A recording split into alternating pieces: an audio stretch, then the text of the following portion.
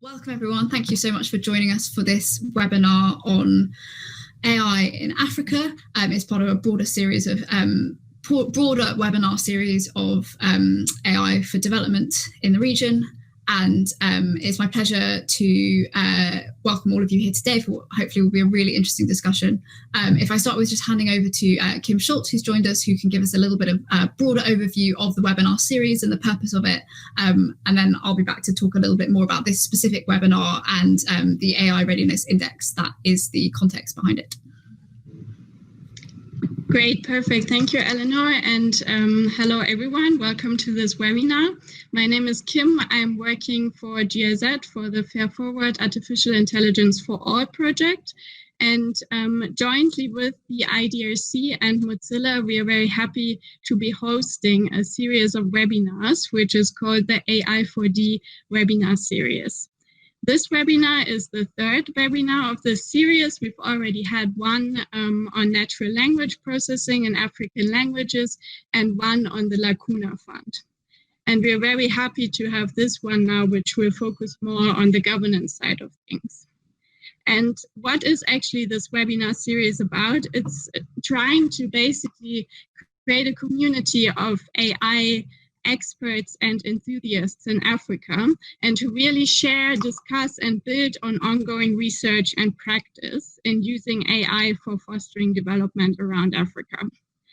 And the webinar series actually was thought to culminate in a physical conference next year, which will now naturally be probably a virtual conference, but still we wanted to give you this background that all of these webinars will lead to a joint conference at the end, which will then give you even more of an opportunity to exchange and also to get to know the network a little bit better. So today, we are very happy to partner with Oxford Insights on this very important topic of the AI Government Readiness Index. And I think for us as Fair Forward, this is really interesting because we as a project are working to improve the foundations for AI in our partner countries. And we're doing this in 3 different areas. And these are to increase knowledge and skills on AI, to improve access to training data and technology, and to basically develop ethical policy frameworks on AI in African countries. And I think this fits very well to the different elements of the AI Readiness Index that will be presented by the different speakers. And I think we basically can say that we are trying to improve AI readiness across Africa. So I don't want to speak too long. I'm just very happy as well that we have 2 of our key government partners on board today, which is Angelos from the Ministry of ICT and Innovation in Rwanda and Alfred from the Department for Communications and Digital Technologies in South Africa. And really looking forward to this webinar, and I give it over to you again, Eleanor. Great, thank you very much, Kim, for that introduction. So the rest of this event will be, I will give a short overview of the Government AI Readiness Index, which is the work that Oxford Insights has published with the International Development Research Centre. And then I'll hand over to Kathleen to moderate the panel discussion that we have. So Kathleen is a data scientist, and she's the regional coordinator for AI for development in Africa. Or joining her on the panel, as Kim mentioned, we have Angelos, who's from the Ministry of ICT in Rwanda, and also Ali from South Africa. And then we also have Alex Comninos, who is a researcher at Research ICT Africa. So thank you so much to all of our panelists and to our moderator, Kathleen, for joining us. I'm just going to get up for you my presentation. Just give me 1 second.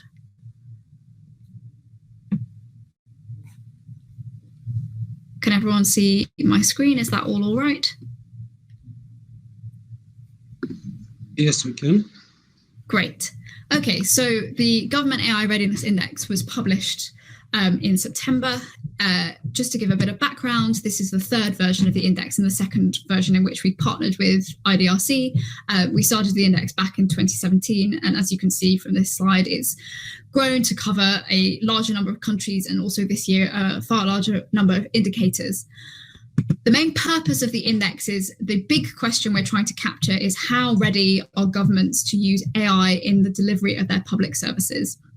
And for this year, what we did is we broke that kind of key question down into 3 hypotheses. And we thought these 3 hypotheses corresponded to 3 things that need to be in place for AI readiness to be there. So the first hypothesis is that the government needs to be willing to adopt AI and able to adapt and innovate to do so.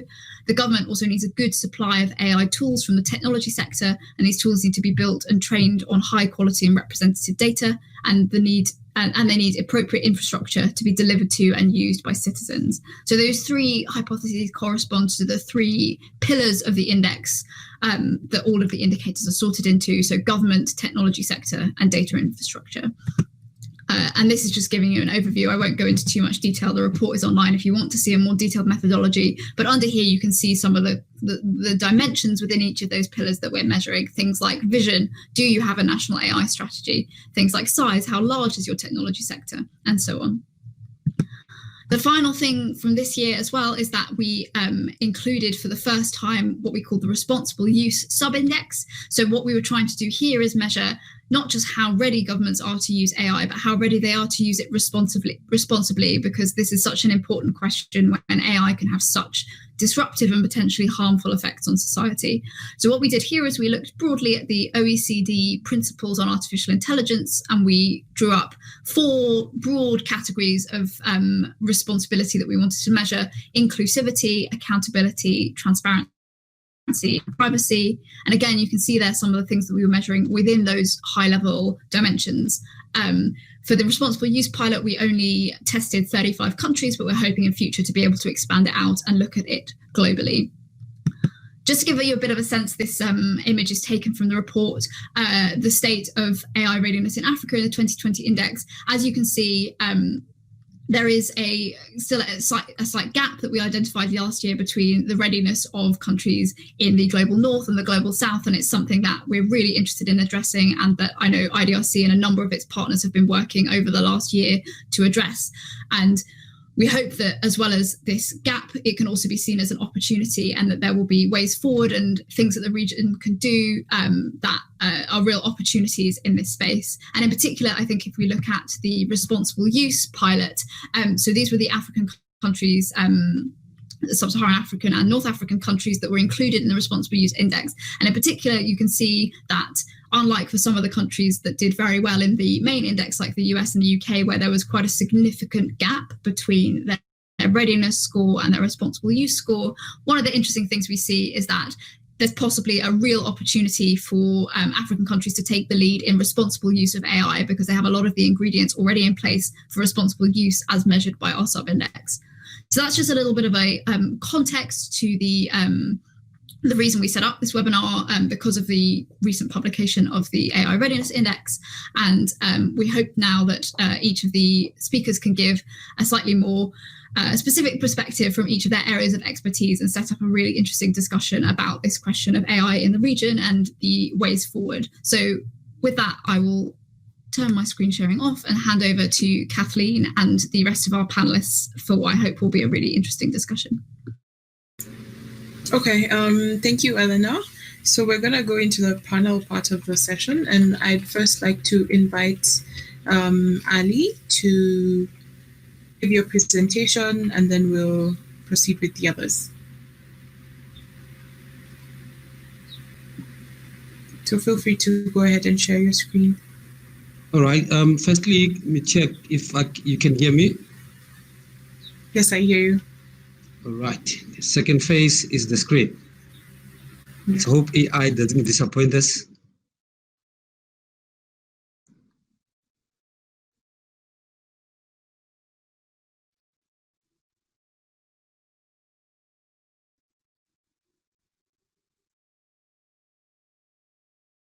Is it visible? Yes, that's perfect. We can see your screen. Yes. All right. Thank you very much. I think it's a sunny afternoon here in Pretoria, in South Africa.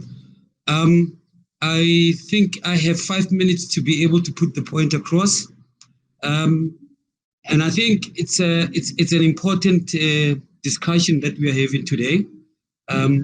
we never get tired to discuss and to talk, because in our talking, we are able to find ourselves and be able to have a common understanding. The topic of today, it's about the government readiness in terms of the AI. And I think we know that AI is no longer the stuff of science fiction anymore. And it has got prominence. And we know that the AI contribution to the global GDP currently it's between $2 to $3 trillion, which is about 26% boost to the GDP of the world. And it's also estimated that by 2030, there will be 15.7 trillion rand that would flow into the domestic growth of the world. Now, the question is, where is the African continent? So let me just take you through in terms of what is happening and where are we heading to. You would all be aware that there is already a prediction, some form of which regions of the world will benefit from the AI.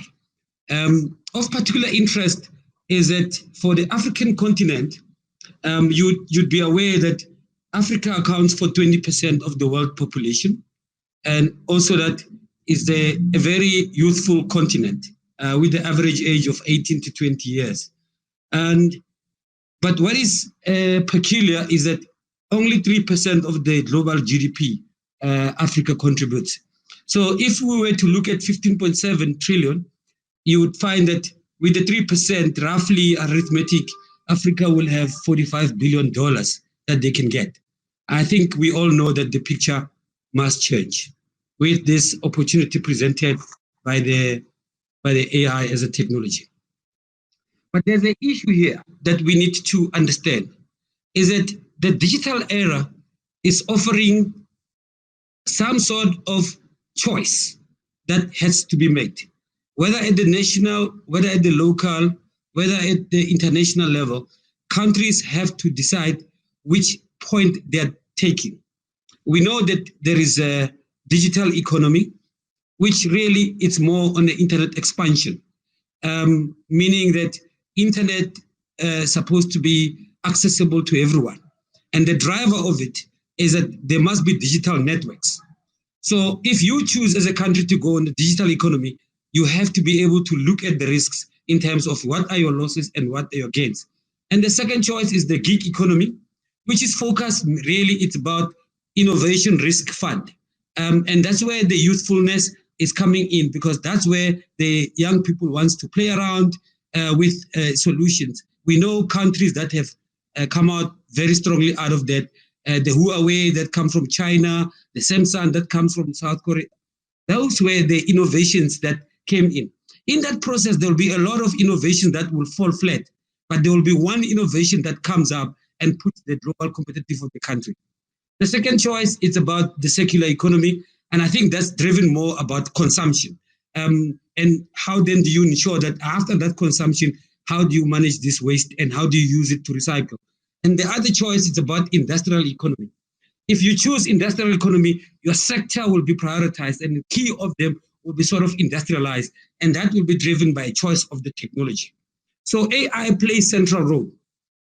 What is our understanding in terms of the African perspective? Is that at the back end, with AI as a technology, we're looking at the governance.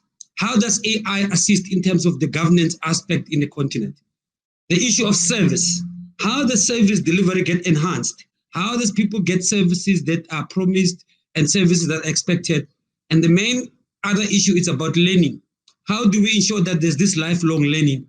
And then the last thing is the main duty of government, which is protection. How does the government use AI to protect its citizens in various aspects?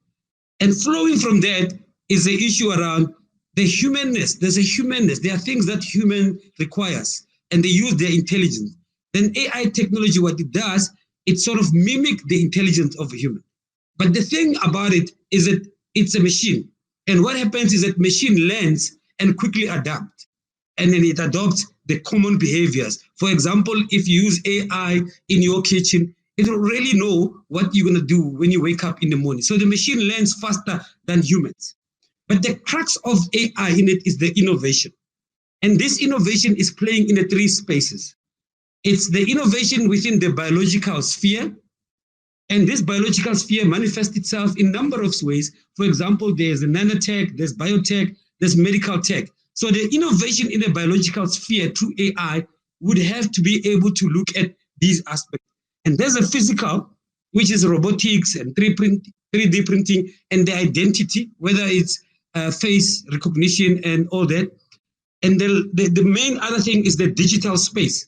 How do you use your digital for you innovate in terms of the IoT, the blockchain, and the platforms?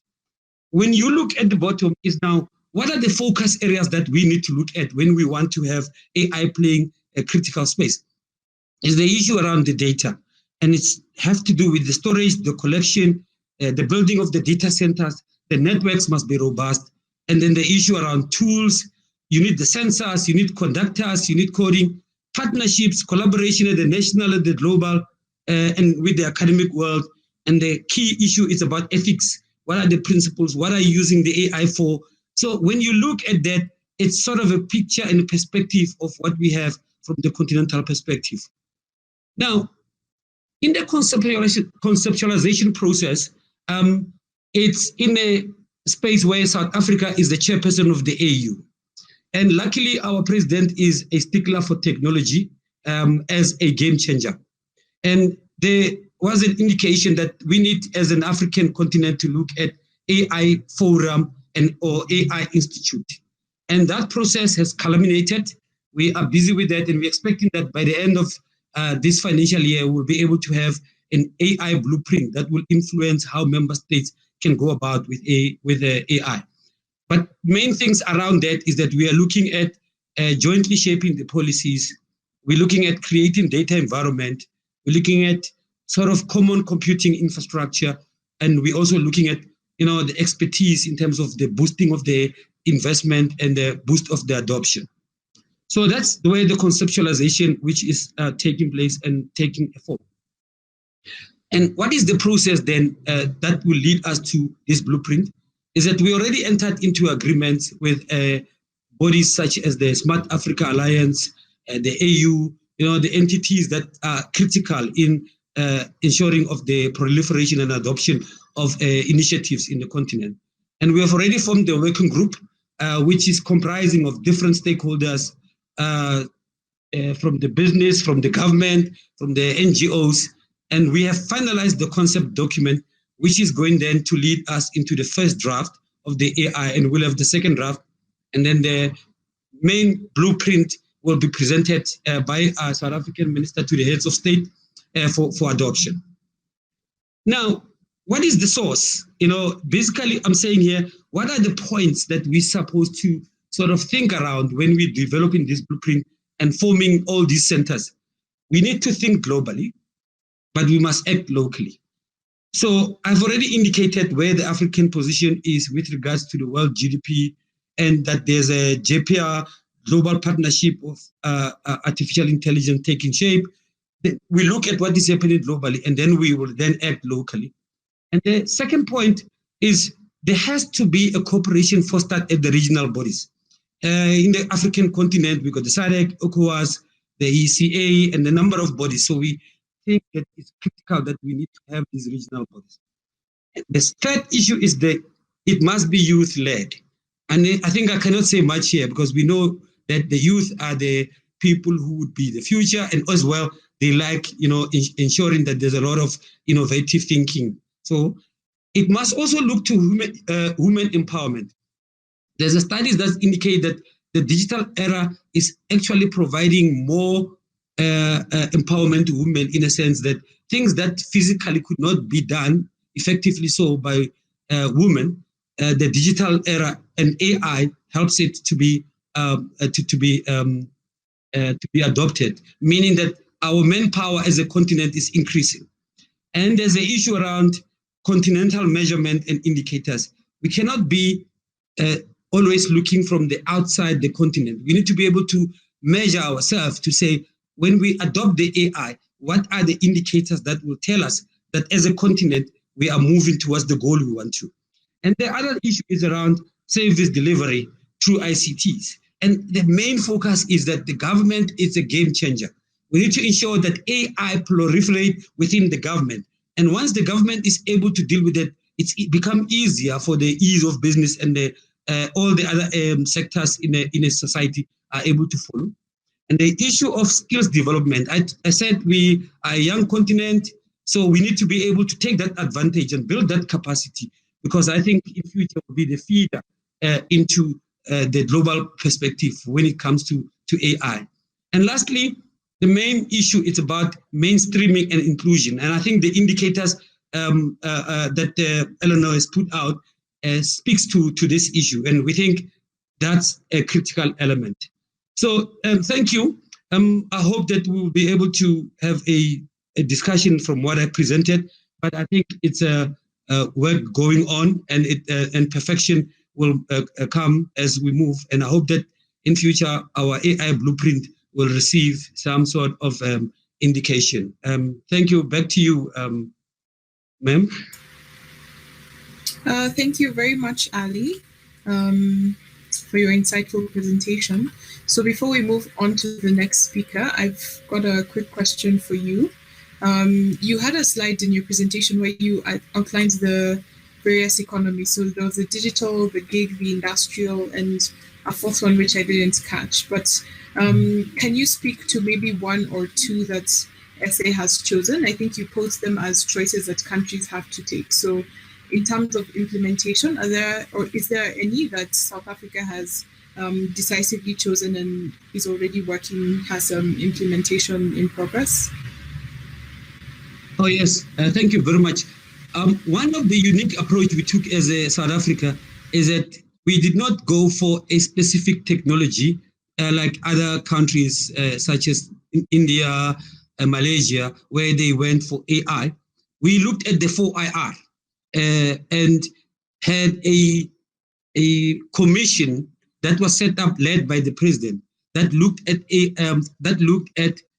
the whole of Fourth Industrial Revolution. And the report was done and is tabled, and the president has adopted. What it says there is that we follow the digital economy. We, as South Africa, we looked at digital economy is a choice of economic prospect that would lead us to where we want to go. And from there, we identified 3 top technologies that we think would assist us to move forward. The first one is the AI, because it's undeniable, it's moving at high speed. And the second one, it's a blockchain technology, because we're looking at the challenges we have at our local levels when it comes to the challenges of revenue collection and all these others. And we think the blockchain technology can assist in terms of the election processes and all those things that require some sort of a confirmation. And the last one is the issue of IoT.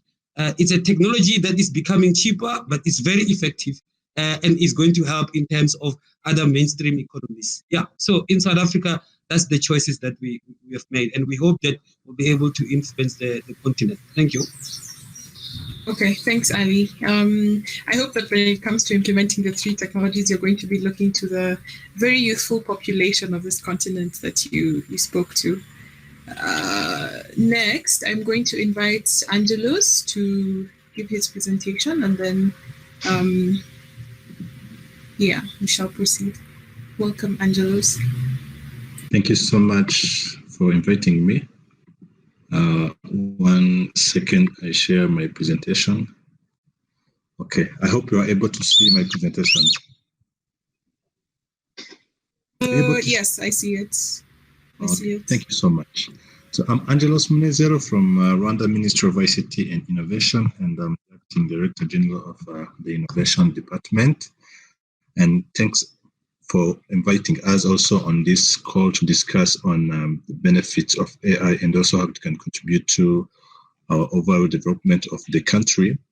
And before I go into the presentation, I know I have only 5 minutes, and I want to touch this, that during the fight that you have been in and still in of avoiding the contamination and also the spread of COVID-19, I would say that AI and big data and mobile data analytics have been the main contributor to the effort and to where we are, because when we see where we're in some of the last month and where Rwanda is now, there is a lot of improvement. And I would say that this all was due to the use of AI and also big data analysis. From contact tracing to the point of even having interventions, knowing the place to put into the total lockdown, knowing the place on where people can move, knowing hours through which people can move or hours through which people have to be at home. I would say that we have got more a benefit from using technology, and this is not the first time, and we are not stopping here, but it's want to make it as the habit so that in all interventions and sectors we leverage this technology. So if I try to go deeply into how we are looking at it in Rwanda, is that in our vision we want to accelerate and impact and drive change by bringing together all partners, from government to civil society to entrepreneurs, so that we can have and develop policies that advances AI in our country. My colleague from South Africa did touch it very well, that of course this technology lies heavily on data, and I think most of our countries in Africa haven't yet got good policies in regards to the data, and where they have good policies, those policies are restricting the openness of data, which means now we are advocating for actually openness of data so that we can be able to analyze and get good interventions. So as Rwanda, we have put a roadmap that is focusing on 4 PPPs, and this is to position, prepare, and protect. The reason why of those 4, which I would say pillars, is to get our country at the forefront of technology, but the technology that is contributing to the overall development of our country. And in this strategy, of course, we are not looking only on AI, but we are looking on the emerging technologies that can benefit the country and also develop our ecosystem. So when we talk about position, is how we can position Rwanda as an emerging technology and innovation hubs across Africa. And this means the action of putting in place different policies and laws that actually doesn't hinder or block development of the industry, but rather put in place an enabling environment that accelerates the ecosystem and the use of emerging technologies. The second one is to prepare. Then how do we accelerate the application of emerging technologies into our social and economic development? I was giving an example of healthcare because this is what we have been going through in last month. But we want this not only to be leveraged in only health sector, but even the agriculture sector, the education sector, financial sector. We have seen the potential benefits of AI in all these sectors, and that's the reason why in the next slide I will be touching on even the development of an AI policy that we are working on with partnership with GIZ and Fair Forward to see how we can position our country better to benefit and leverage AI into our development. So the third pillar is to prepare. Then if we are talking on positioning and propelling, then how do we prepare the ground? How do we have a pool of engineers, knowledge in AI and machine learning, those type of technologies? Then how do we advance? How do we change or make sure that the curriculum into our universities are responding to the needs of the ecosystem or the country at large? Then the next one or last one is to protect. Then we know that these technologies, they always come with issues and lists. So if you don't mitigate this list, then here comes a big challenges, because all the development that you should have aim to achieve will not be achieved. Rather, you will have a trouble thing. So that's the reason why we want to also protect the citizens and also the institutions as we go digital. So if try to narrow down maybe also some other potential benefits of AI and machine learning into our ecosystems that we want to accelerate the societal benefits of artificial intelligence and machine learning, while also ensure equity, privacy, transparency, accountability, and social impact. We all know how AI can better position Rwanda towards, and not only Rwanda, even other countries, towards the aspects mentioned there. The other thing that we are working on as well is the data policy and cross-border data flows, because we have seen that AI lies on data, and the only way we can advance is to have cross-border data flows. And also this is something we want to work on with our Center for the Fourth Industrial Revolution that will touch in the next slide, but also to make sure we work with Smart Africa Secretariat, as my colleague from South Africa was mentioning, make sure that our data can be open so that we can leverage this data to get more interventions and more insight, and even to help our private sector so that they can work on some solutions towards our challenges. So in the data policy and cross-border data flows, we'll be doing co-designing and also piloting, scaling some forward-looking, interoperable, and trustworthy data flows that can accelerate innovation and also the responsible use of data. So we are planning to work on this with our Center for the Fourth Industrial Revolution and other partners. So on this slide, I'm looking into the roadmap on things that are happening and also what we have actually done during the past month. And the first one, I'm talking about institutions, then legal framework, and also some potential project.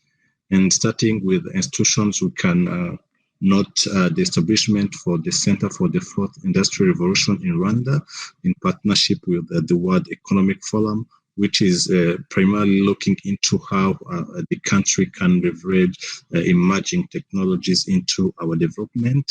And the cross-border data flows pilot project that I was mentioning, the center will be leading this with, of course, other countries that have initiated this kind of center under WEF umbrella. There's also the establishment of other agencies such as the Rwanda Space Agency and Kigali Innovation City. Just here I've only mentioned a few, but we have more new innovative institutions set actually to drive the adoption of such technologies and actually to prepare even the ground so that others can tap into. Going on the side of the legal framework, I've mentioned it earlier that in partnership with GIZ and Fair Forward that we thank a lot, we have onboarded the development of the national AI policy and its implementation plan. And in this, we want really to see how can our country leverage AI policy and how can we set an enabling environment and a place where this kind of technology can born, be nurtured, and also be scaled across Africa and the entire world. On top of that, also, we are working on the data protection and the privacy law. And I remember that by the time I was discussing with the consultant working on the AI policy, I was like, I'm sure that through the data protection privacy law, we might have some obstacles for the AI policy, but the fact that still now this law is not yet enacted is a good time to even review and put in place or in the law aspects that would, instead of blocking, rather advance and expedite or scale the use of AI in different government institutions and across development of our economy in general. So the third one is the governance protocol that enables cross-border data flows. I've mentioned this, and also this is an initiative that our Center for the Fourth Industrial Revolution is leading on how we can open up our data, and with some countries that are member of the World Economic Forum, and also some countries that have those kind of centers in their country, so that we can try to regulate the use and analysis of this data. So going on the side of the project, maybe here I only focused on the one you mentioned, but I would say that AI and big data analysis have more impact in all the sectors of the economy. And we have actually a strategy already in place of emerging technologies that focuses on how each technology can benefit some sectors of our economy.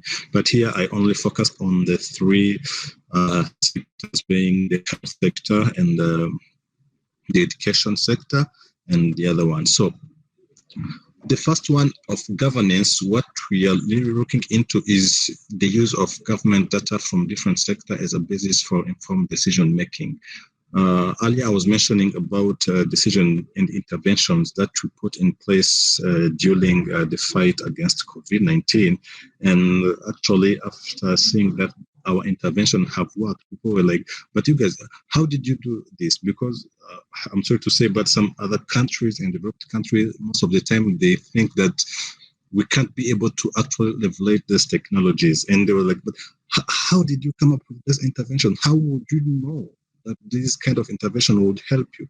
But this is simply just data analysis to see how the virus is being spread, how like people are moving, mobility patterns, all those kind of things. And you are able to retrieve and narrow down some intervention that would help a country.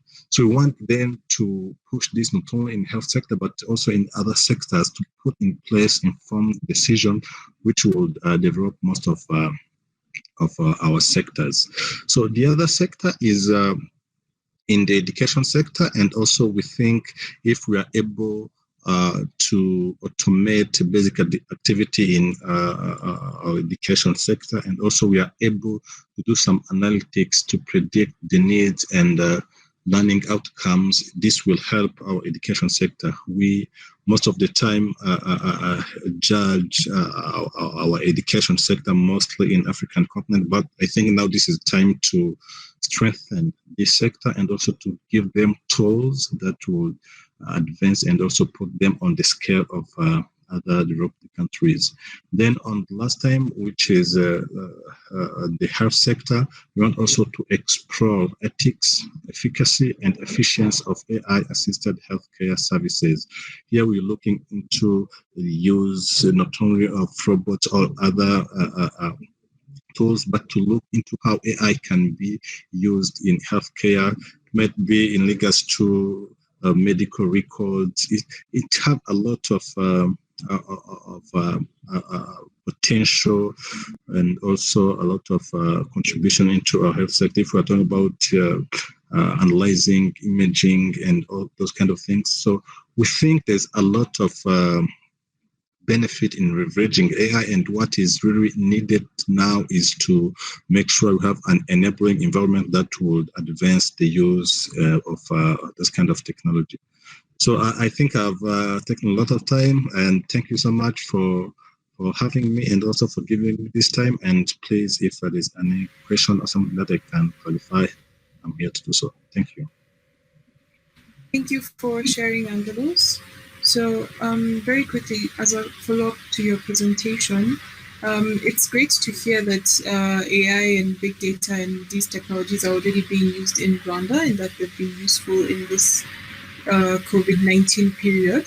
I'm curious to know, since you've also mentioned that data protection and privacy, the law is still in its draft stages, how has the country viewed these concerns? So data protection and ethics, how has the country viewed these concerns just as they have been, implementing the technologies in contact tracing? How have these been handled? Yeah, thank you so much. I think actually the data protection and privacy development have started to the end of 2018, where by then we haven't yet started the development or thinking of having an AI policy. And actually we finished the law, we submitted into our law reform commission. they reviewed the law. Now the law is into the parliament, and that's the last process of a law to be enacted. But by the time we started to work on the AI policy, which is actually this year, I think, we started to see now how we need to change some of the interventions we put in the law. For example, if I do recall very well, in the data protection and privacy law, there was some aspect on having all data hosted locally, and maybe if not, to be at least on the African continent. And also there was some aspect of having some data which is not considered to be open, but also to consider those kind of data as sensitive so that no one can access them. However, you can anonymize those data, but give them to someone who can analyze the data. So those are some of the concerns that we think they have to be addressed. So coming back also on the question that you raised on how we have been analyzing even contact tracing data and everything. So this is true, and I would say that this has been a concern. We have gone through different discussion, and the time that we had in the crisis, we had to take serious decisions that would at least contribute to our efforts to contain the pandemic. So the data protection and privacy law that we are that will be enacted in the coming few months also do talk about data that are not allowed to be touched by anyone. But during this period, I would say that of course we used anonymized data, but we had to use them so that we can at least get some interventions. Of course, we worked with the institutions in charge, the regulator, to make sure that those data are used for the common interest of the country, and also for to contribute into our efforts to contain this pandemic. So what we are working on now is to look into how we can even look into ways to leverage those kind of data and have some informed decision, but with mitigation measures. If there's a way you can have anonymous data, the data are critical, but you can get anonymous data, but you can analyze, and then insight from your analysis can contribute to the development of the country. So those are things that we are still thinking on, of course, with involved institutions, being the National Cybersecurity Authority and others, to make sure that we get more insight, and as well as we are protected. Thank you, Angelos. So to the participants of this webinar, please, you can start putting your questions into the chat. We'll be going into the Q&A very soon. But at this point, I'm going to invite Alex. So Alex, I understand that you don't have a presentation or a PowerPoint rather prepared, but then welcome to make any comments that you may have at this point.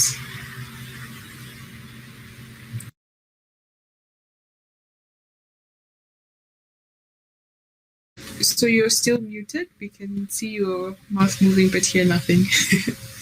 A quite comprehensive presentation by the other speakers, and I think the issues have been laid well out. So I'm going to just respond briefly to some points.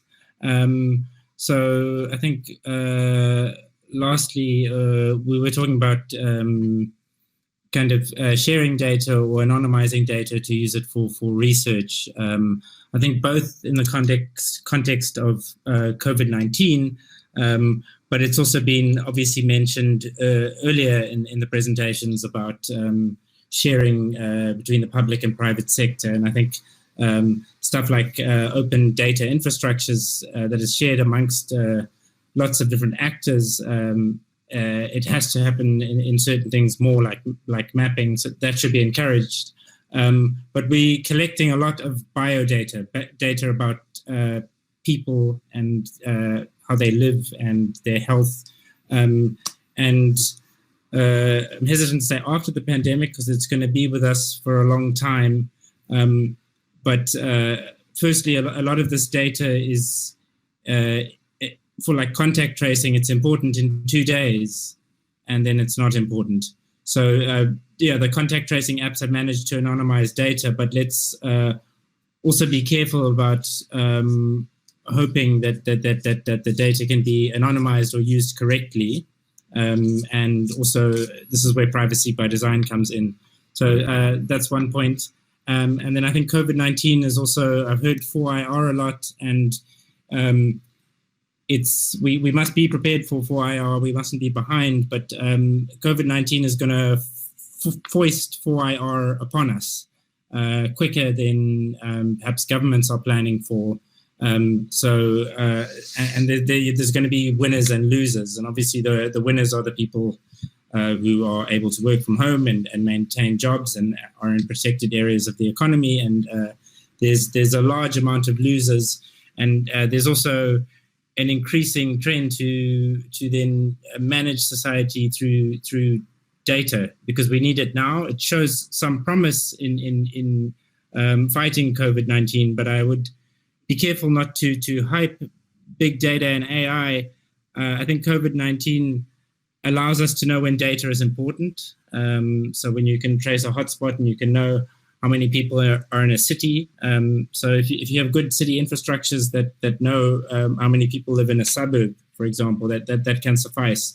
So data will be very important, but there'll be a temptation to manage society a bit more through data and create new winners and losers. So we do need to do a bit of a pushback over COVID-19. And then the last point is there's so many kind of breakthroughs and developments that have been building on knowledge about how we address viruses, how viral load works, how viruses are transmitted through the air. And this is really like often basic medical stuff, but it's fleshed out in such great detail. AI is obviously playing a part in that because you can perform hundreds and thousands of experiments. But we can keep the death rates down if you can afford the right drugs. And we've learned, better how dexamethasone and the steroids and other drugs work. So I think that the questions have been raised are very important, and I'm just worried about a pushback against all the data that's collected after COVID-19, and then the new digital inequalities. That would be my ending point. Thank you very much. Okay, thank you, Alex, for sharing your insights. Allow me to dig a little into what other risks you see. Now that you mentioned that it seems the 4IR is being forced upon us courtesy of COVID-19, the COVID-19 pandemic. And I think we've spoken extensively about the risk of data protection and the lack of data protection regulation on the continent. But then you've touched a bit on the allure to use data to manage populations. And I'm just wondering what other risks or insights in terms of other risks that may be possible on the African continent with regards to that.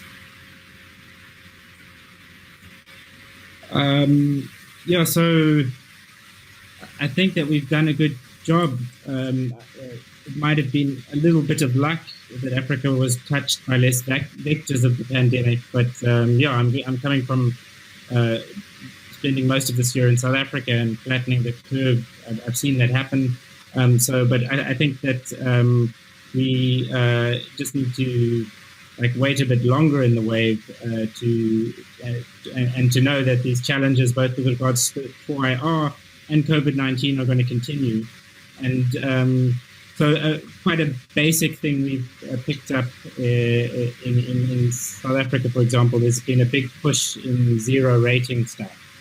And Kathleen, I'm sure you know, as working in AI engineering, if you make or are helping to make a nice education app that teaches you about COVID-19, if you're going to hook one Amazon Web Services bucket up to that, or you're going to embed a YouTube video, then your education app suddenly doesn't work.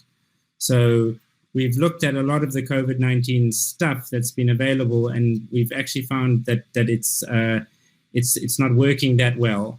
So I think we need to think about how we can augment access, or maybe like a basic grant of internet for working from home. It could also be incentivized for storing the contact tracing app. So the contact tracing app has been, the data usage has been 0 rated, but you still have to download that app, which is, the app is 4 megs, and then the Google Play Services update, which is part of the app, that gets pushed to everyone's phone. It's eventually 50 megs off your phone. And from a technical perspective, for the same reason about how modern internet infrastructures work, you can't actually just 0 rate the one app on the Play Store. We've got to think about more innovative solutions for getting people online, bringing down the cost of data, and then also maybe providing meaningful free data. Thanks, Alex. So I'm going to invite all the other panelists to unmute and potentially put on their video. And then we have one question that has come through the chat, which is hopefully enough to take us to the top of the hour. So Scarlett is asking, lots of ethical frameworks of AI are developed in the global north. Should Africa be developing their own approach to AI ethics and responsible use? Does Angelos, maybe you can go first? Can you please repeat the question? Sorry. There are a lot of ethical frameworks on AI that are developed in the global north. Should Africa be developing their own approach or to AI ethics and responsible use? Okay, thank you so much. On here, I think it's a blended approach. We can't say that we can start from scratch while there's something that was leveraged or used in other places of the world. But as well, most of the things that we have found is that some, let's say, strategies or roadmap from Western or other countries doesn't really fit into our context. And what we have to do is to contextualize. Of course, there are some ethics being leveraged elsewhere, but as well, what you have to do is to analyze those ethics and to see if they really work into our context. Most of the time, what you want to do is to put in place ethics and frameworks that support the local community as well as innovators and other people in the country. So I would say that it's a blended approach. It's leveraging what is in existence, but also to see what will work into our context. Thanks. Ali, Alex, does either of you have any additional thoughts to that question? Yeah, I think that's a very interesting question because I remember in the G20, South Africa is the only African country in the G20. And when the presidency was with Japan, there was the discussion around the issue of ethics. And we know that the OECD has got these principles that they've developed. But the issue around ethics is that we must remember we're using technology for different purposes. In the developing world, we are using it to sustain the 17 goals, the SDG goals, which are critical for us because it's about human development. Whereas in the highly developed countries, they are using it for advancing their productive capacity. So, in the use of AI, it's underpinned by what is the objectives behind. Because if we use the global ones, we're going to find that the schism, the gap will still be there. Because when you think of principles and your values and ethics, you're thinking where you are. So what we're saying is that that's why we have to have these global partnerships, so that we can be able to remind the other countries to say, hey, when it comes to the infrastructure issue, some other countries are still coming there. How about we get them to that level? There's that last part about the unconnected 1 billion. When you talk about the unconnected 1 billion, where you find many, you find them in the continent of Africa. But there's a juxtapose in that Africa is going to be the supplier of workforce in the future. So how then do we ensure that we strike a balance for global growth? Yeah. So the issue about how the other ethics and principles have been created in Europe, it's good because there is some commonality in it. But there are other considerations that we need to look at when it comes to developing the principles and the use of AI in the continent. Thank you. Thank you. So I see some questions have streamed in, but then I'm also conscious that we only have 2 minutes left. So Eleanor, I will turn to you for direction. Shall we take more questions or shall we conclude? Yeah.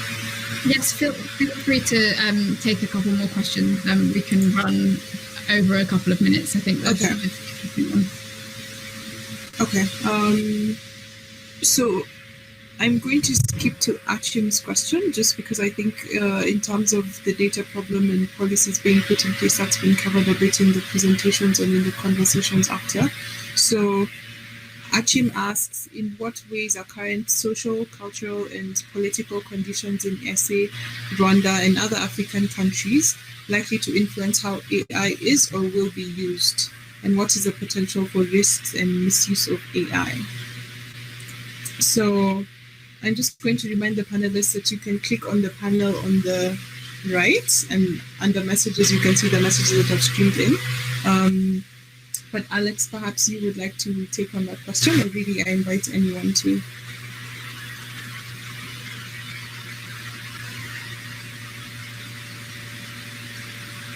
So you're still muted, Alex.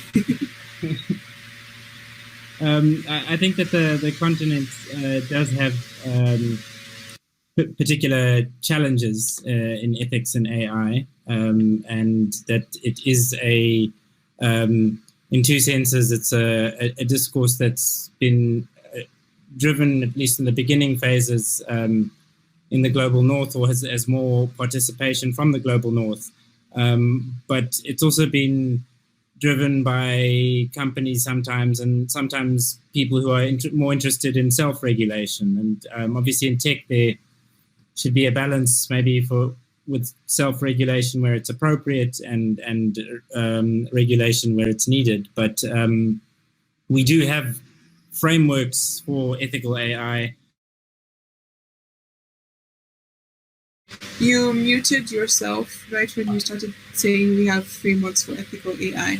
We have frameworks for ethical.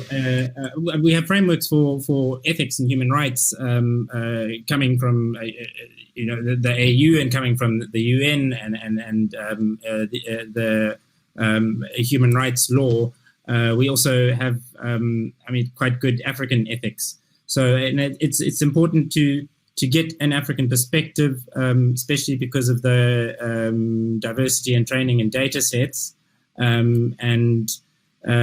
So that's another issue. The data sets should and must be made more diverse. But Africa has as an emerging technology, Africa was kind of used as a experimental ground under colonialism as apartheid for the collection of biometric information. This is the time that we do need to be collecting a lot of bioinformation, but we need to protect our citizens' data and also make sure that we benefit from it. I'm going to ask Kofi's question. What steps are African countries taking to reduce the inclusion gap?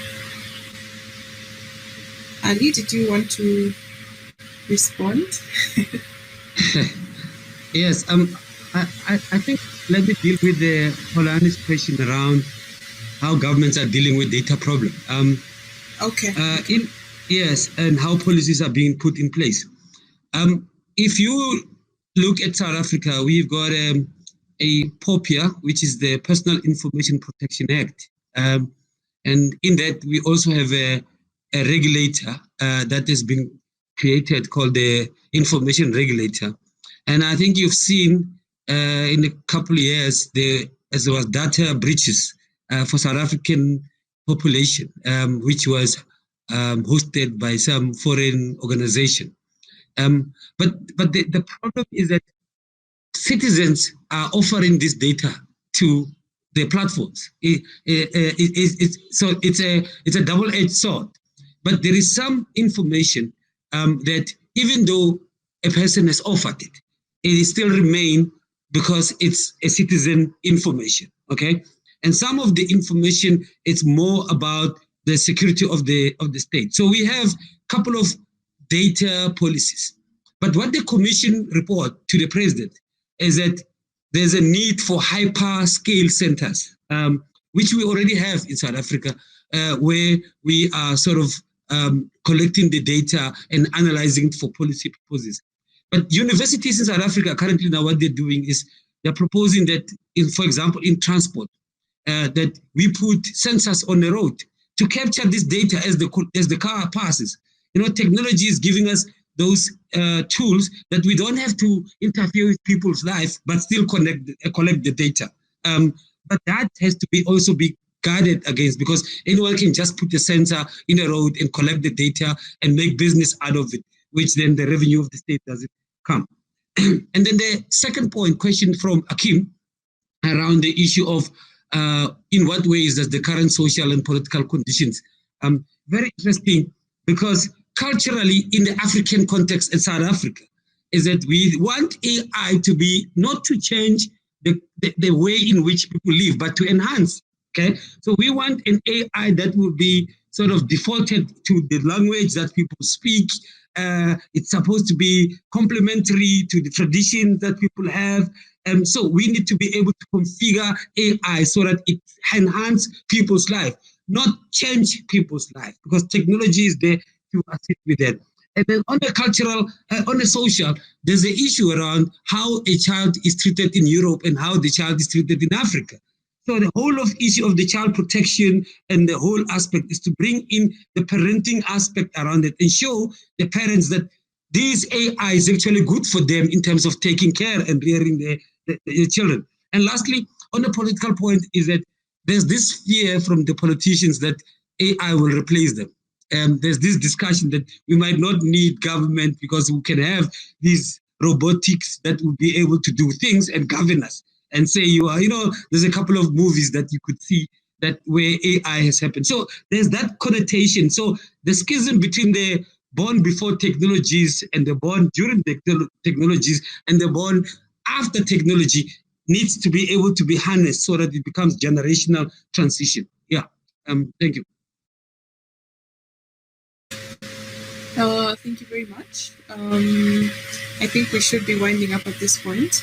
To the question of ethical frameworks, I just want to highlight some interesting research that I came across. There's now a lot of research at the intersection of, let me say, African values and AI. So I think that's interesting to look at, and it's creating policies both at an algorithmic level. So I read a paper recently that's creating optimization techniques with African values at the core, but then also at policy levels. And I think that's really great to look at. So over to you, Eleanor. Yes, thank you so much, Kathleen, and thank you so much to all the speakers. I promise this will be the final thing, but I just wanted to ask a strict 1 minute time limit for each of you.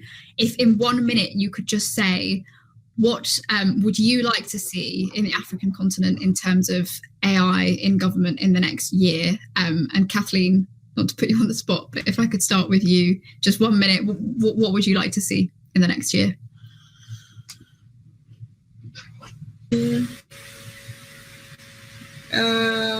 I would like to see governments using AI for good.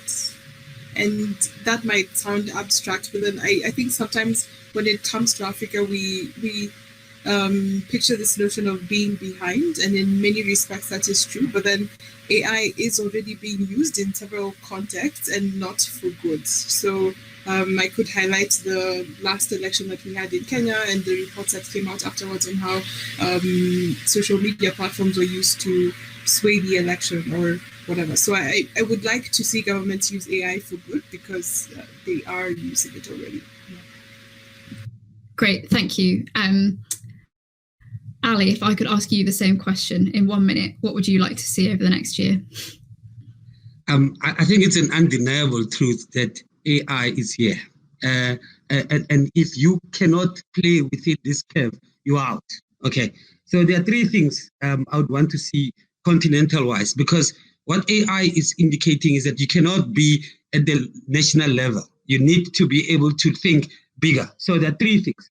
Firstly, I would like to have the strategic investment in the AI technology that we see happening, and it should be all over the continent. The second thing is like the labor supply production of AI, okay, with the tech skills, particularly on two things, automation and design, okay? We need to be able to have some labor influence when it comes to the automation and the designing aspect. And the last issue, greater research.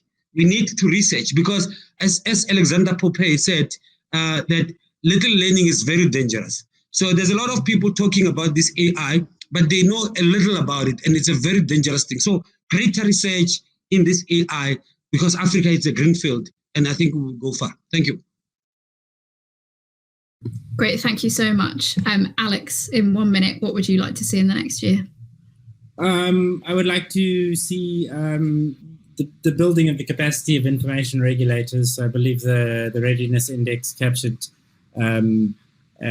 whether we have data protection laws, but then we've had data protection laws for quite a while, and it takes a while to build up these institutions like the information regulator, which is now more in South Africa, more geared to go than ever. But yeah, still building capacity there.